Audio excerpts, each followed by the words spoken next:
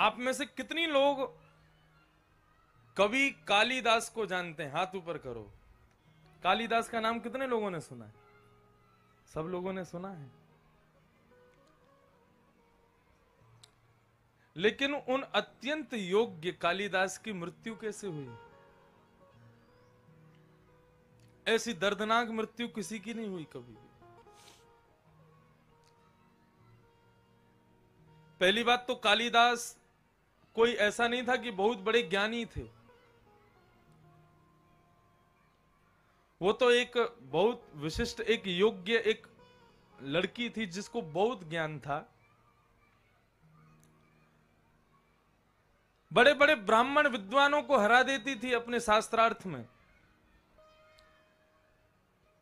और तब उसने ये घोषणा कर दी कि मुझको शास्त्रार्थ में जो हरा देगा मैं उसी से ब्याह कर लूंगी।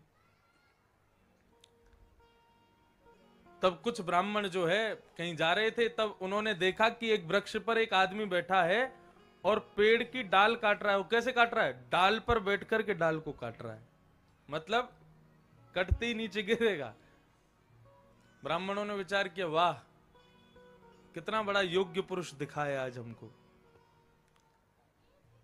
उसमें इतनी भी बुद्धि नहीं है कि वो जिस डाल पर बैठा उसी को काट रहा है। सब लोग विचार करने लगे, बोले ये जो ब्राह्मणी है उस नगर की, हमको बहुत हराती है। यदि उसका ब्याह इससे हो जाए तो हमारा बदला हो जाएगा। उसको नीचे बुलाया। उनका नाम कुछ और था पहले, ये कालिदास ही थे। उसको बोला तेरे को ब्याह करना है? बोले हाँ करना है। तो बोले चल हम तेरे को लेके चल रहे हैं, बस हमारे इशारे देखता रहियो और तेरा ब्याह हम करा दें एक कन्या से जाके।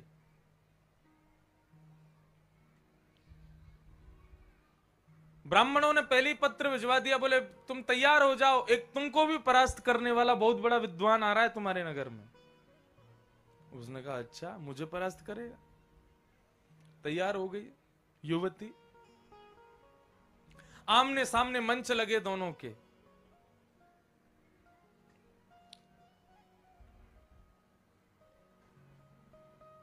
और मंच में जैसे ही बैठे हैं दोनों, तो बोले कि हमारे जो महाराज जी हैं, ब्राह्मण बोले सब कालिदास को देख के, बोले हमारे महाराज जी जो हैं वो निर्वाक रूप से शास्त्रार्थ करते हैं, मतलब बोलेंगे नहीं, बिना बोले इशारों से ही शास्त्रार्थ करेंगे। और बोले उनके शास्त्रार्थ का भावार्थ हम लोग करेंगे, वो जो भी आकृति बनाएंगे वो हम बता दिया करेंगे, ये कह रहे हैं ये। ब्राह्मण बोले अच्छा तो ठीक है, ये अपने अंग प्रत्यंगियों से शास्त्रार्थ करें, मैं भी अपने अंगों से ही करूंगी, मैं भी बोलूंगी ही नहीं। वो ठीक है शुरू करो। तो उस ब्राह्मणी ने इशारा किया, एक उंगली दिखाई। अब जैसी उसने एक दिखाई तो अब ये था तो बुद्धिहीन तो था ही, तो पीछे से ब्राह्मण बोले एक उंगली दिखा रही है तुझको, तू दो दिखा। उसने कहा दो। अब जैसी दो दिखाए तो वो ब्राह्मणी बोली क्या कह रहे हैं ये? बोले तुमने क्या कहा? बोले मैंने तो कहा एको ब्रह्म द्वितीयो नास्ति, एक ही ब्रह्म है दूसरा नहीं है। तब ये क्या उत्तर दे रहे हैं? बोले ये कह रहे हैं कि भगवान दो ही हैं। बोले कौन? बोले ईश्वर सर्वभूतानां हृदय सेर्जुन तिष्ठति, एक तो बनाने वाले एक बनने वाले, दो ईश्वर हैं। ताली बजाने लगे ब्राह्मण, बोले जीत गया जीत गया, हमारा जीत गया। उसने तीन उंगली दिखाई। अब जैसे उसने तीन उंगली दिखाई तो जो सामने ब्राह्मण खड़ा था उसने चार दिखाई। बोले अब ये क्या कह रहे हैं? बोले आपने कहा कि ये संसार त्रिगुणातीत है, लेकिन इस त्रिगुणातीत संसार को जानने के लिए चार वेद हैं, ये कह रहे हैं। ताली बजाने लगे, जीत गया, ये जीत गया। उसने पांच उंगलियां दिखाई सामने से, पांच उंगलियां दिखाई तो इसने पांच उंगलियों की एक मुट्ठी बना करके जोर से मारा। बोले ये क्या कह रहे हैं? बोले पहले तुम बताओ कि तुम क्या कह रही हो। बोले कि तुम ये कह रही हैं कि मनुष्य के शरीर को चलाने वाली पंच ज्ञान इंद्रियां होती हैं। तो बोले ये क्या उत्तर दे रहे हैं? बोले ये उत्तर दे रहे हैं पंच ज्ञान इंद्रियों को अपने वश में रखो, नहीं तो फंसा देंगी तुमको। ताली बजाने लगे, जीत गया जीत गया जीत गया, ब्याह करो इससे। ब्राह्मणी बोली अब तो करना पड़ेगा, और उसने चरणों में प्रणाम करते हुए माला पहनाई और उसके साथ में ब्याह कर लिया। ब्याह हो गया। अब ब्याह के बाद में कालिदास जी के साथ में अभी भी नाम उनका कालिदास नहीं पड़ा। घर पर आ गए, एक साथ दोनों रहने लगे। सब लोग इधर देखो, वंदे मातरम चल रहा है वहां पे।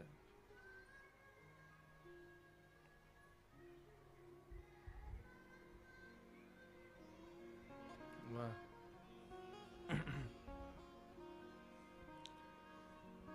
इसमें तो खड़े नहीं होते ना, हैं?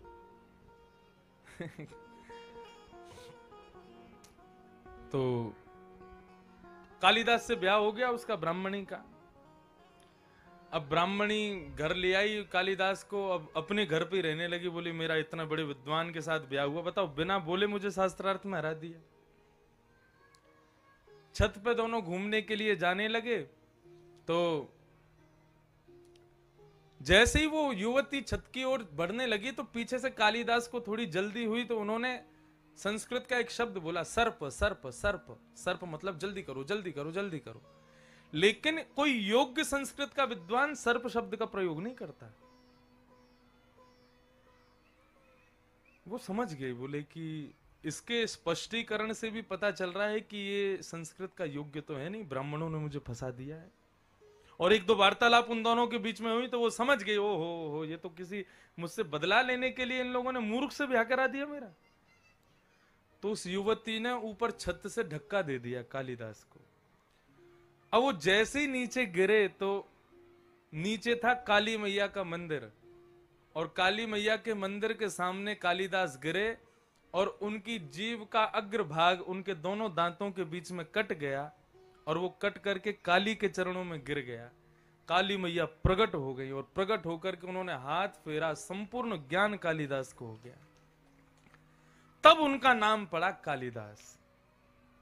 और इतने विद्वान इतने विद्वान इतने विद्वान हो गए कि उनको ऐसा बोध कि किसी किताब को देख लें, बस किताब एक बार देखने की आवश्यकता, पूरी कंठस्थ हो जाती थी। इतना बोध उनको हो गया काली मैया की कृपा से। बड़ी बड़ी टीकाएं, बड़ी बड़ी किताबें लिखी उन्होंने, लेकिन अंत बहुत खराब हुआ कालिदास का।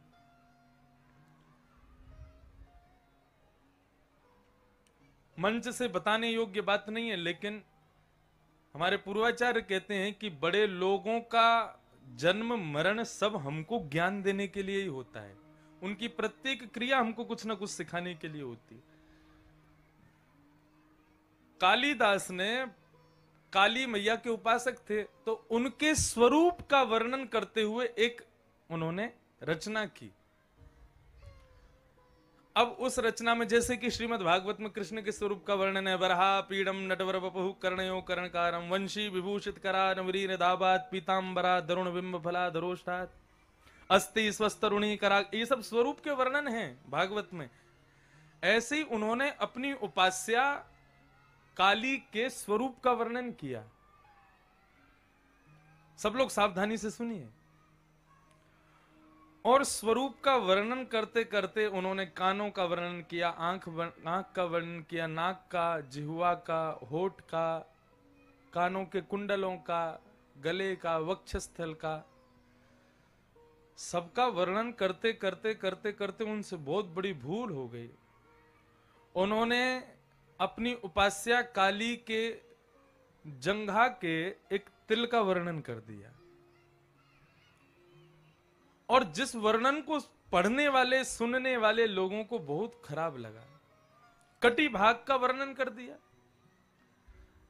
अब काली तो बेचारी वो तो प्रसन्नी थी, उनके भक्त हैं, लेकिन लोगों के मन में बहुत गलत भावना उत्पन्न हो गई। बोले कि एक मां का ऐसे स्वरूप का वर्णन इनको नहीं करना चाहिए। और पूरा संसार उनसे ऐसा रुष्ट हुआ कि फिर ना चाहते हुए भी सबकी रुष्टता के कारण, विद्वानों की रुष्टता के कारण कालिदास को कोढ़ हो गया पूरे शरीर में। मां के पास जाकर के खूब क्षमा याचना भी की। काली माता बोली अब बेटा जो हुआ सो हुआ, अब तुम ये इसको कोई बदल नहीं सकता, अपराध तो तुमसे हुआ है। वहां पर ये बात वर्णन करते हैं कालिदास की, ये विश्वास कर लीजिए, ये लिख लीजिएगा अपनी डायरी में, नोटबुक में, अपने जीवन चरित्र में, आप कितने भी बड़े बन जाओ, अपराध आपसे उतने ही बड़े बनेंगे बड़े होने के बाद। इसलिए जब आप बड़े बन जाओ तो बहुत संभाल करके रहिएगा खुद को, क्योंकि फिर आपका छोटा अपराध भी छोटा नहीं रहेगा, बहुत बड़ा बनेगा वो। और कालिदास का अपराध इतना बढ़ता चला गया कि जिस राजा के यहां पर काली रहते थे कालिदास, और राजा उनका शिष्य चेला, उस राजा ने भी उनको अपने देश से निकाल दिया, जाओ हमारा देश छोड़ दो। कालिदास दूसरे देश में जाकर के रहने लगे। अब रचनाएं करनी बंद कर दी उन्होंने। बहुत वर्ष बीत गए, कालिदास लौट के नहीं आए। तो एक दिन जिस राजा के यहां कालिदास रहते थे, उस राजा के मन में बड़ी व्याकुलता हुई, अपने गुरु का स्मरण हुआ और बोले, गुरु के इतने से अपराध के कारण मैंने उनको देश से निकाल दिया, मैं अपने गुरु को वापस बुलाना चाहता हूं। खूब खोजा, खूब ढूंढा, लेकिन कालिदास नहीं मिले। तब राजा ने क्या किया, मुझे श्लोक स्मरण में नहीं है, उन्होंने एक श्लोक लिखा, और एक पूरा श्लोक नहीं, आधा श्लोक लिखा, और नीचे लिख दिया, जो भी इस श्लोक को पूर्ण करेगा उसको राजा अपनी तरफ से एक उपहार देंगे। उसको, राजा को पता था ये कालिदास के अलावा इसको कोई पूरा नहीं कर सकता। श्लोक क्या था? श्लोक ये था, सोने में सुहागा, ये शब्द केवल सुना गया है, कभी देखा नहीं गया। या कमल से कमल उत्पन्न होना, ये बात भी केवल सुनी गई है, लेकिन देखने को कभी नहीं मिली कि कमल में से कोई कमल उत्पन्न हो गया हो। तो राजा ने ये श्लोक लिखा, कमल से कमल उत्पन्न होना, ये बात केवल सुनी गई है, देखी कभी नहीं गई। आधा श्लोक लिखा। अब पूरा श्लोक ये लिखना था कि भाई कमल से कमल उत्पन्न होता कैसे है, इसको पूर्ण करो। समझ रहे हैं ना बात को?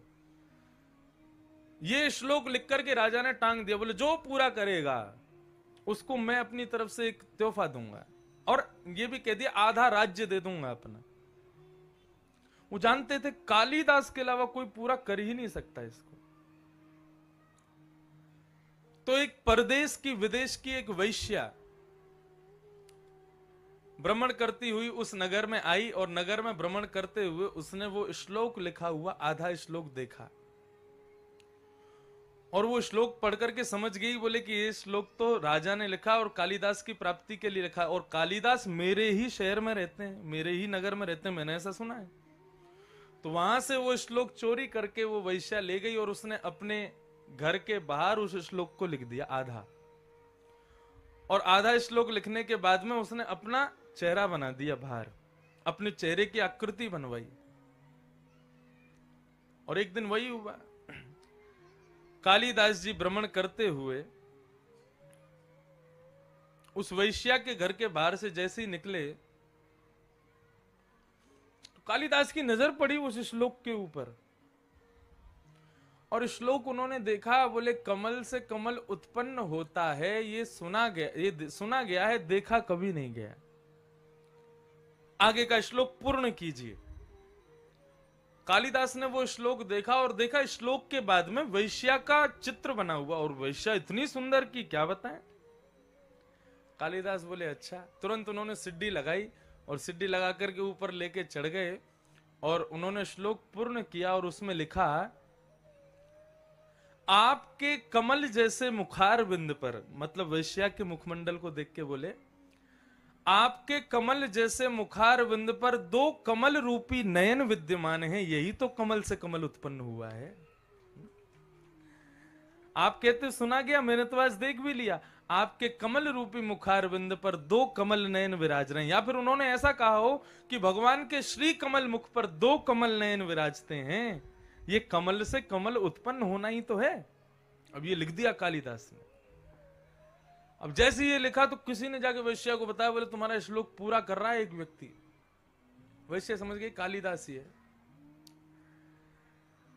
वैश्या बाहर आई, आकर के देखा तो लिख रहे थे। उसने चरणों में प्रणाम किया, बोले महाराज आपकी दिव्यता, आपकी प्रबलता, आपकी विद्वत्ता को प्रणाम करते हैं। कालिदास बोले जी आप आएंगे थोड़ा घर में विराजेंगे हमारे?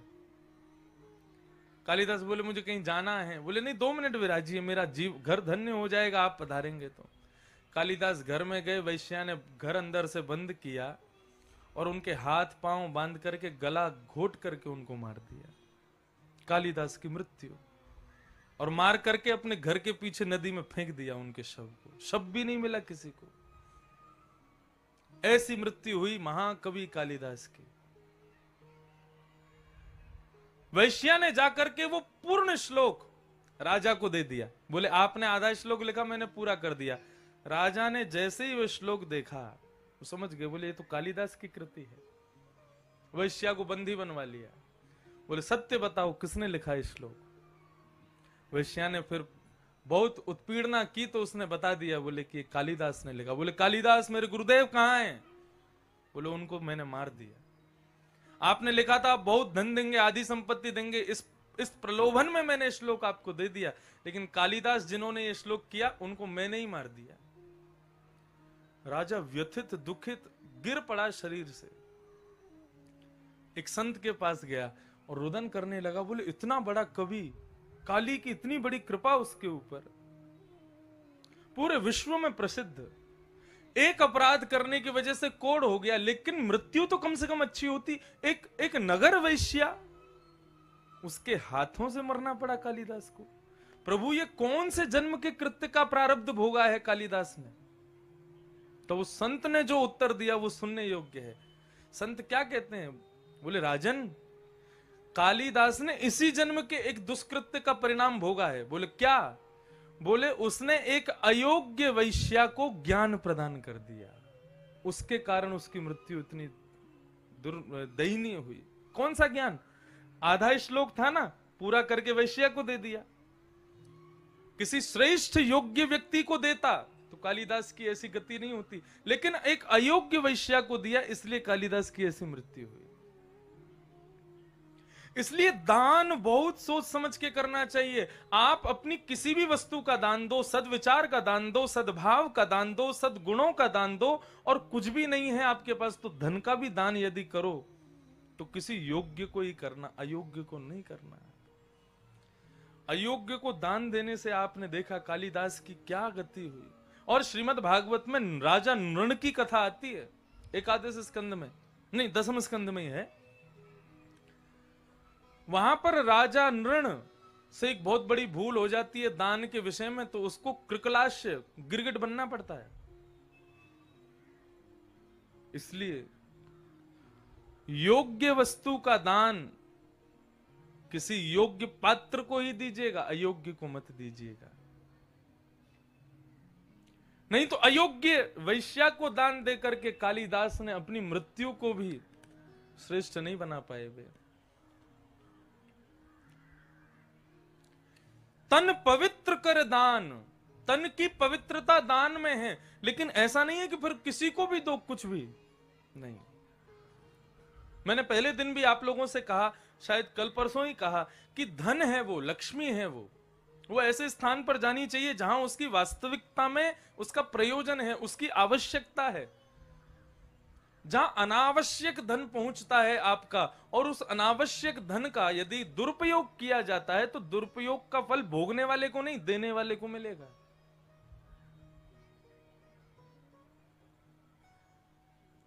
और ऐसा भी वर्णन है, कोई बहुत ज्यादा जरूरतमंद है और उसको आप उसकी योग्यता के अनुसार नहीं देते हो।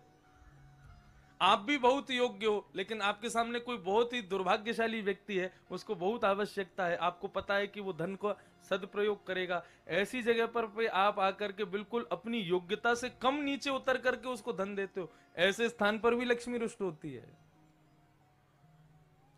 तो ये दान का विषय, इस पर तो कम से कम 3-4 दिन प्रवचन होने चाहिए। आजकल मानव भूल चुका है दान कहां करना चाहिए। और सबसे बड़ी बात मैं कह दूं, इस बात को कोई संकोच ना करूं, आजकल सबसे ज्यादा दान लेने का जो स्थान बन गया वो है भागवत का मंच। सुखदेव जी महाराज स्पष्ट शब्दों में कहते हैं, भागवत दान लेने का नहीं, दान देने का स्थान है। ये लेने का स्थान है ही नहीं।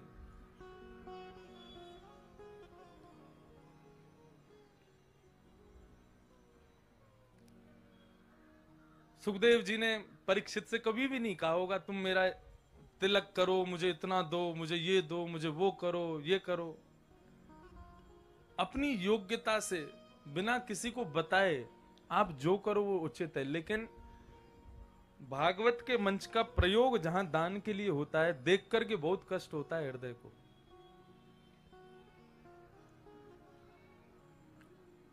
तो तन पवित्र कर दान, तन की पवित्रता दान में है, लेकिन दान के लिए पहले योग्यता ढूंढिए, योग्य पात्र ढूंढिए, तभी दान कीजिए, नहीं तो मत कीजिए।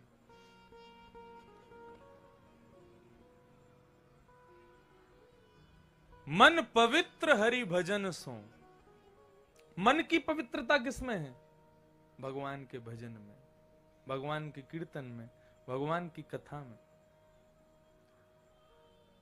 अति सुख कहां मिलता है मनुष्य को? अति शांति कहां मिलती है? कथा में मिलती है। भगवान गीता जी में एक बात कहते हैं कि मानव को सुख की इच्छा नहीं है, अतिशय सुख भी दुख देता है, मानव को शांति की इच्छा है।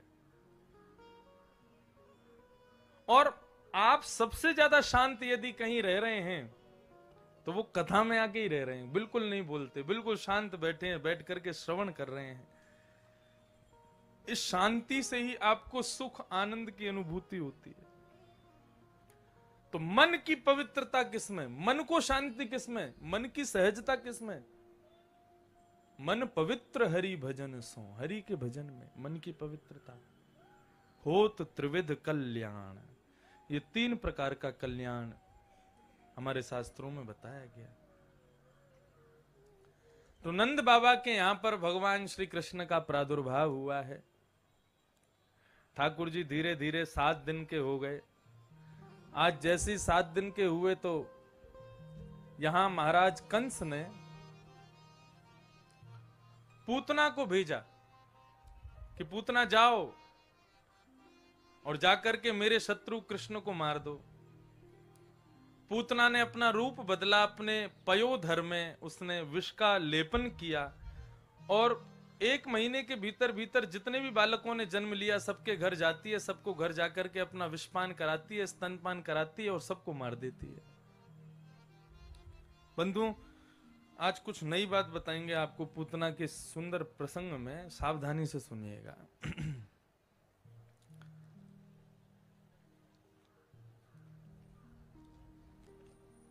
वसुदेव जी वार्षिक कर यानी कि टैक्स भरने के लिए गए कंस के पास। तब नंद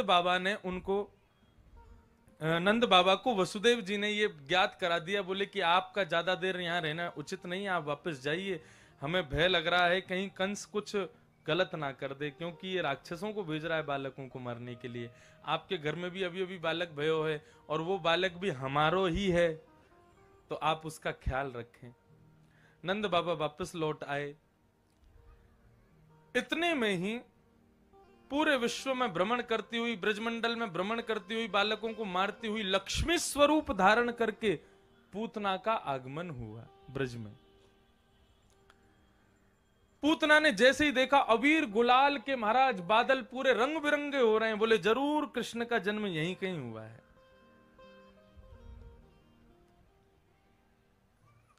जैसे ही आई है तो श्रीमद् भागवत में वर्णन लिखा है कि पूतना के स्वरूप को देख करके सब लोग उसके स्वरूप पर मोहित हो गए। जितने भी ग्वाल बाल, जितने भी ब्रजवासी वहां नंद घन आनंद भयो, जय कन्हैया लाल की, हाथी दीने घोड़ा दीने और दीने पालती। 6 महीने तक ठाकुर जी का जन्मोत्सव मनता रहा था ब्रज में। ऐसे भक्ति में आतुर, ऐसे भगवत कीर्तन में आतुर जितने भी ब्रजवासी थे, जिनको केवल कृष्ण ही कृष्ण सब जगह दिख रहे थे, ऐसे भक्त भी पूतना को देख करके उसके रूप पर मोहित हो गए। कई ब्रजवासी तो मन में विचार करने लगे, अरे भैया देखियो कैसी गजगामनी, कैसी सुंदर है, हमारो ब्याह है जाए आते। बोले का करेगो ब्याह करके, ब्याही ठियाई लग रही है या को पहले तो ही ब्याह है चुको है। ऐसा स्वरूप। और केवल ब्रज गोप ही उसके स्वरूप पर मोहित हुए ऐसा नहीं, गोपियां भी सब उसके स्वरूप को देखे और मन में विचार करने लगे। बोले देखो कल ये 7 दिन पहले नंद का लाला हुआ था, तो हम कह रही थी ना भैया ये तो कहीं साक्षात नारायण तो नहीं है। और आज हमको पूर्ण रूपेण विश्वास हो गया कि ये नारायण है। क्यों? क्योंकि आज उस नारायण का दर्शन करने लक्ष्मी आई है। ऐसी सुंदर बन के पूतना आई थी।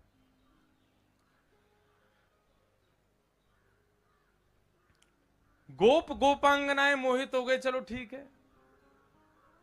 लेकिन जैसे ही पूतना ने नंद भवन में प्रवेश किया, तो नंद भवन में बैठी हुई यशोदा मैया ने जैसे ही पूतना के मुखार बिंद को देखा है, पूतना के मुखार बिंद को देख करके यशोदा के मन में भी भाव आ गया, अरे विधाता, कितना समय लेकर के ऐसे सुंदर स्वरूप को बनाया तेने।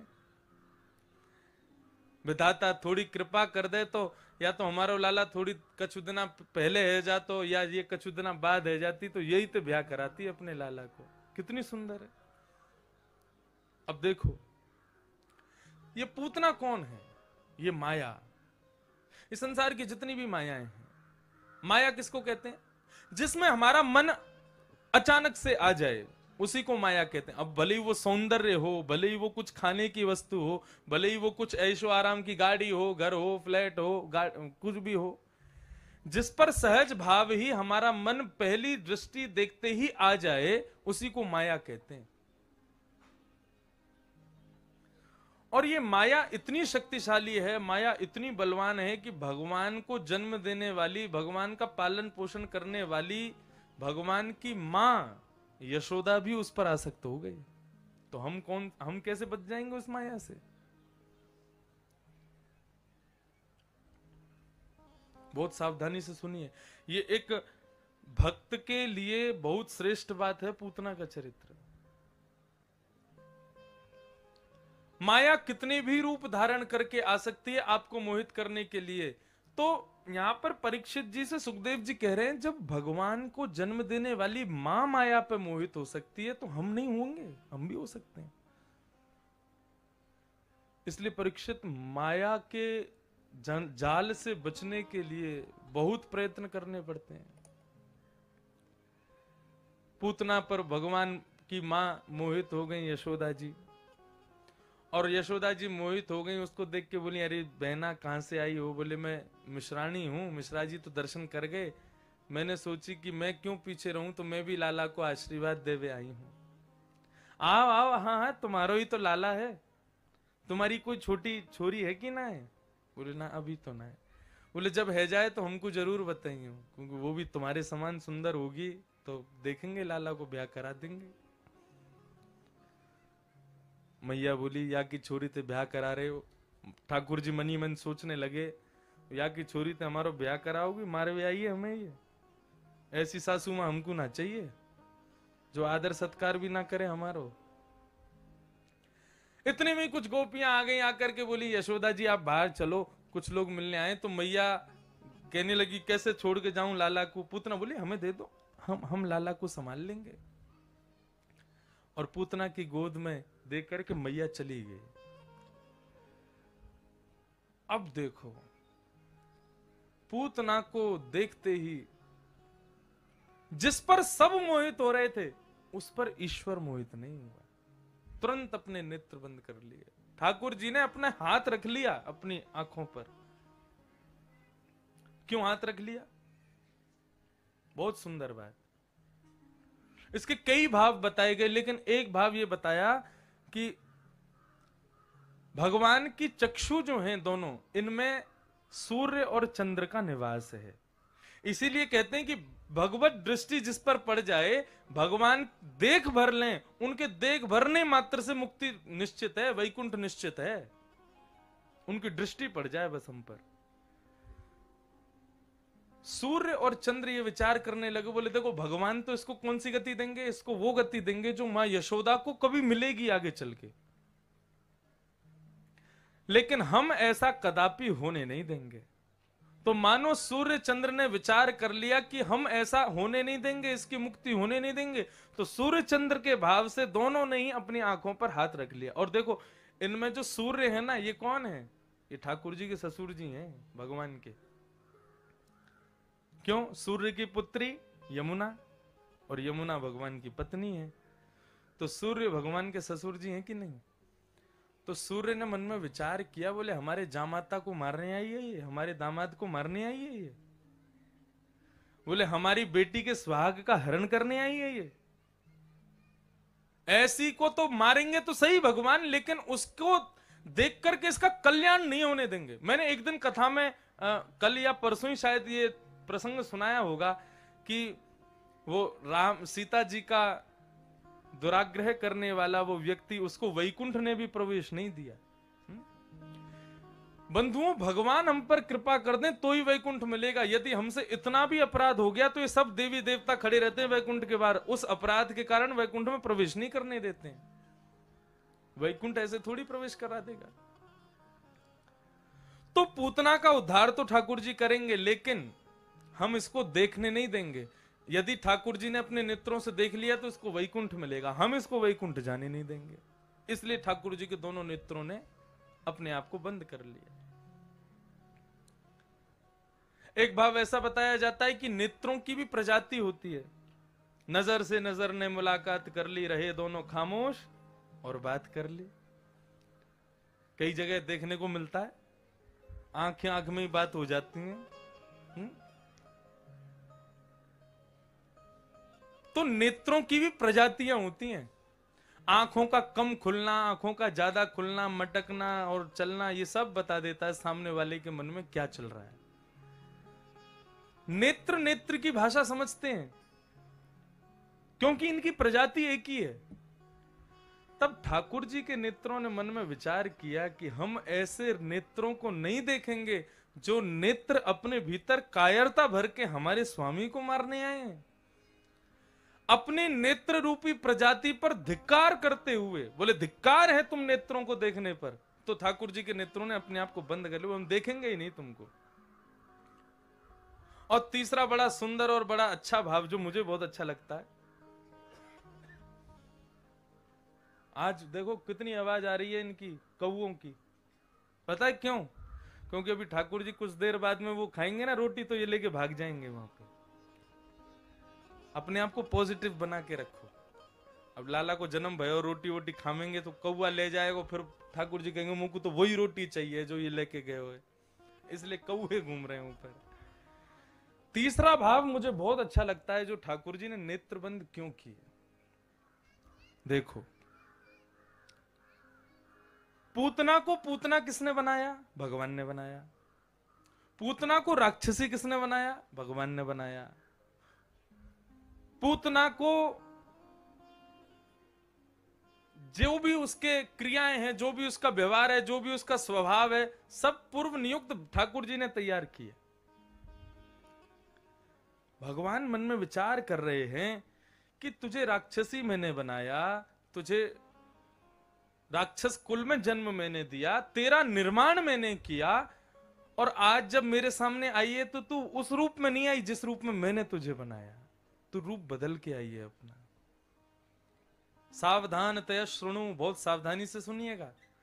हमको किसने बनाया? भगवान ने बनाया। हमें स्वरूप, हमें कुल, खानदान, प्रजाति, जो कुछ भी सब भगवान ने नियुक्त करके हमको भेजा।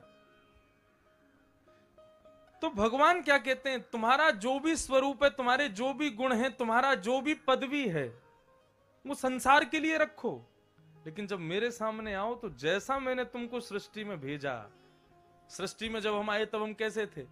मदालसा कहती है, शुद्धोषि मुक्तोषि निरंजनोषि संसार मायाम परिवर्जितोषि संसार मायाम परितज्य निद्रा मदालसा वाच्य उवाक्य वालम। मदालसा क्या कह रही है? बोले एक छोटा सा बालक अत्यंत शुद्ध होता है, दूषित नहीं होता है, मुक्त होता है, वो किसी बंधन में नहीं है। उसको माँ गोद में ले ले, पिता गोद में ले ले, कोई बाहर का गोद में ले ले, कोई भी गोद में ले ले, वो कहीं रोएगा नहीं, सबके पास चला जाता है, मुक्त है, किसी में बंधा हुआ नहीं है। निरंजनोसी, निरंजन है वो। उसको कोई माला पहना दे तो उसको खुशी नहीं होगी, और कोई उसको पैदा होती गाली देने लग जाए तो उसको दुख भी नहीं होगा। संसार मायाम परिवर्जितोसी, जन्म लेते ही ऑटो में लेकर के घर जाओगे तो उसको दुख नहीं होगा, और मर्सिडीज में लेके जाओगे तो उसको खुशी भी नहीं होगी। वो संसार की माया से परे है। जन्म लेते ही झोंपड़पट्टी में आया है, इसको देख करके भी उसको कोई दुख नहीं होगा, और बहुत बड़े महल में आया है, उसको देख करके भी रोना बंद नहीं करेगा। वो संसार की माया से परे है। एक छोटा सा बालक, उसके अंदर किसी भी, वो सबसे अत्यंत शुद्ध होता है।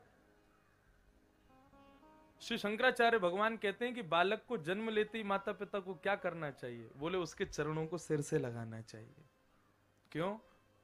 बोले वो भगवान के पास से आया है और 9 महीना इतनी भयंकर तपस्या अपनी मां के गर्भ में करके आया है, ऐसे बालक के तो चरण छूने चाहिए।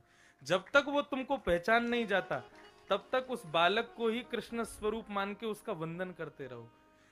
उस क्रिया से भी बालक में बहुत गुण आएंगे, ऐसा शंकराचार्य भगवान कहीं वर्णन करते हैं। बालक अत्यंत शुद्ध होता है। भगवान कहते हैं जिस प्रकार वो छोटा सा बालक होता है, वैसे बनकर के मेरे सामने आया करो। शुद्ध, मुक्त, निरंजन, संसार की माया का कोई अपने अंदर कोई गुमान नहीं। तुम जैसे हो वैसे मेरे पास आओ। मैं वक्ता हूं, आप सब लोग मेरे को प्रणाम करते हो, माला पहनाते हो, और ना मना करने के बाद भी पैर छू ही लेते हो। लेकिन इन सब चीजों में छूट आपके लिए है, आप कर सकते हो। आप मुझे प्रणाम करो, माला पहनाओ, लेकिन मैं घर बैठी अपनी मां जिन्होंने मुझे जन्म दिया उनसे कहूं चलो मेरे पांव छुओ, माला पहनाओ, मुझे देख के हाथ जोड़ा करो, प्रणाम किया करो, उस मां को उससे ज्यादा कष्ट कभी नहीं होगा। अरे तू ब्यास होगा दुनिया के लिए, मेरे लिए थोड़े ही है। मेरे लिए तो सदैव पुत्र ही रहेगा। और मैं खूब स्वच्छंद भाव से अपनी कथाओं में कहता हूं, हमारी कथा सब समझ लेते हैं, हमारी माता को कभी समझ नहीं आती। क्यों? क्योंकि जब तक श्रद्धावान लभते ज्ञानम, जब तक सुनाने वाले के प्रति श्रद्धा नहीं होगी, उसके प्रति आश्रय का भाव नहीं आएगा, उसके प्रति जब तक झुकोगे नहीं, तब तक उसकी बात समझ नहीं आएगी। और मां पुत्र के प्रति कभी ऐसी नहीं हो सकती। वो कथा में यही देखती रहेंगी, तेरे बाल ऐसे आ रहे थे, चोटी खुल रही थी, कपड़े ऐसे पहने थे, ऐसे बैठा था, और माला यूं डाल दी थी, और तेरी आवाज कभी तेज आ रही थी, कम आ रही थी, और आज तेरे गाल मोटे लग रहे थे। वो ये गुण, मैं मां कहा क्या वो सुना कि नहीं? वो मुंह को पल्ले ना पड़े, वो सुन ही नहीं सकती। क्यों? क्योंकि उनकी माया, माया नहीं कहूंगा, ममता, उनका जो ममत्व है मेरे प्रति, वो मेरे स्वरूप को ढक देता है उनके आगे। वो उस समय भी यही विचार करती होंगी, छोटा सा है, इसको हमने चलना सिखाया, बोलना सिखाया, नहाना सिखाया, धोना सिखाया, बैठना सिखाया, स्कूल जाती थी हम ही तैयार करते थे, आज हमारे सामने ब्यास बनना है ये। उनको यही भाव आता होगा। लेकिन यदि मैं व्यास का अभिमान, व्यास का गुण, व्यास का स्वरूप अपनी मां के सामने धारण करके जाऊं, और वहां पर भी कहूं कि मुझे प्रणाम करो, मुझे सम्मान करो, मुझे माला पहनाओ, मेरी मां को बहुत कष्ट होगा।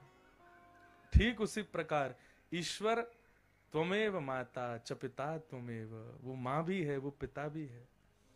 और तुम सिद्धि विनायक मंदिर जाते हो और उस समय ये विचार कर रहे हो, मैंने टॉमी हिलफिगर की टी शर्ट पहनी है, और मैंने उस कंपनी की जीन्स पहनी है, मैंने ये महंगा वाला डिओड्रेंट लगाया है, बहुत महंगी गाड़ी में आया हूं चल के, बहुत करोड़पति हूं, अरे मुझे कोई स्पर्श नहीं करे, मेरे से आगे 2 लोग चलो, सिक्योरिटी गार्ड बन के रहो, ये सब करके सिद्धि विनायक के सामने जाओगे, माफ करना, आप सिद्धि विनायक को देख लेना, लेकिन आपको देखते ही सिद्धि विनायक ऐसे ही आंखों पे हाथ रखेंगे जैसे पूतना को देख के ठाकुर जी ने आंख बंद की।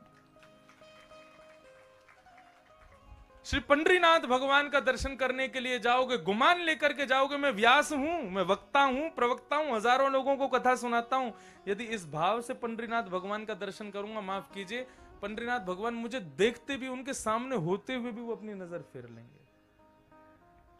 मैं बार बार अपनी कथा में कहता हूं, मंदिर में दर्शन करने वाले 1000 लोग सामने खड़े हैं, सब भगवान को देख रहे हैं, सब भगवान को देखें, इसमें उनकी योग्यता नहीं, उन हजारों में भगवान किसको देख रहे हैं वो योग्य है। पूतना आज इतनी सुंदर बन के आई कि उसके रूप पर सब मोहित हो गए, लेकिन भगवान मोहित नहीं हुए। क्यों? क्योंकि तू अपने यथार्थ रूप में नहीं आई, तू रूप बदल करके आई, अपने अपने अपने रूप को छुपा करके मेरे सामने आई है। तुम जैसे हो वैसे मेरे सामने आ जाओ, मैं स्वीकार करूंगा, मैं अंगीकार करूंगा, मुझसे क्या छुपाना। अष्टावक्र, उसका शरीर 8 जगह से टेढ़ा था, लेकिन बहुत विद्वान था। जब वो चलता था तो उसके पांव ऐसे चलते थे जैसे मानो एक स्प्रिंग उछल रही हो, और उसको देख के सब हंसते थे। लेकिन एक बार एक राजा की सभा में गया तो वहां बैठे सब लोग उसको देख के हंस गए, उसके चलने की आकृति को देख के। बहुत विद्वान था। तो राजा के सिंहासन पर बैठ करके उसने देखा सब हंस रहे हैं, तुरंत मुस्कुराया और उठ करके वहां से चले गए अष्टावक्र जी। राजा चरणों में बोले, महाराज आप तो महात्मा हैं, आप तो संत हैं, आप तो संसार की माया से परे रहते हैं, आपको सुख दुख नहीं लगना चाहिए। इनकी हंसी से आपको अवहेलना क्यों महसूस हुई, आपको अपना अपमान क्यों महसूस हुआ? बोले, मेरा अपमान करते तो मुझे बुरा नहीं लगता, ये लोग मेरी आकृति पर हंस करके मुझे बनाने वाले का अपमान कर रहे हैं, मैं इसलिए यहां से उठ के जा रहा हूं। मेरा स्वरूप है ऐसा, मेरा रूप है ऐसा, इसमें मेरी कोई गलती नहीं है। मेरे ठाकुर ने तुम सबको एक जैसा बनाया, लेकिन मुझे कुछ विशेष बनाया, इसका मतलब मुझे बनाने में समय दिया उन्होंने। और उनकी कोई अवहेलना करे, उनका कोई, उनकी कृति का कोई अपमान करे। आप घड़े के बारे में कहो घड़ा बहुत बेकार है, इसमें इसका पानी नहीं पिएंगे, तो घड़े को कोई फर्क नहीं पड़ेगा, घड़े को बनाने वाले को फर्क पड़ेगा। बोले मैंने बनाया, इसमें कमी है। ऐसे ही आप जैसे भी हो वैसे ठाकुर जी के सामने खुद को प्रस्तुत करो। भगवान कहते हैं उन हजारों की भीड़ में मैं तुझे ही देखूंगा। फिर हाँ अच्छा, इतने लोग आए रूप बदल के, लेकिन उन हजारों में वो कहां बैठा है जिसको मैंने बनाया, अपना रूप धारण करके कौन आया? बोले वो आया है, उसको देख रहा हूं मैं। इन संत जनों से, इनकी क्रियाओं से हमको यही सीखना है कि अपने स्वरूप से कभी भी विमुख नहीं हुए। तुकाराम, नामदेव जी, इनकी भक्ति को प्रणाम कीजिए। और इनकी भक्ति तो क्या, भगवान श्री पंडरीनाथ भगवान का आप लोग दर्शन करें, और जिनने नहीं किए वो अगले साल के लिए तैयार रहें। हमारे श्री गोवर्धन नाथ जी, गोवर्धन लाल जी का मंगलमय उत्सव वहां होगा।